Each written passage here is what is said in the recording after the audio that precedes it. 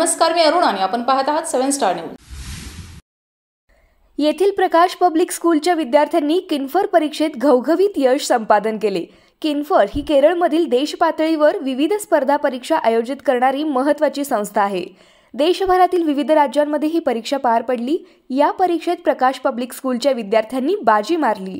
या परीक्षेत इयत्ता 9वीच्या नील विनोद वाळवेकर यांनी देशात प्रथम क्रमांक पटकावून 12,000 रुपयांची शिष्यवृत्ती प्राप्त केली आहे। तसेच आर्यन नंदकिशोर पवार यांनी इयत्ता 8वी मध्ये देशात प्रथम क्रमांक पटकावून 10,000ची शिष्यवृत्ती प्राप्त केली।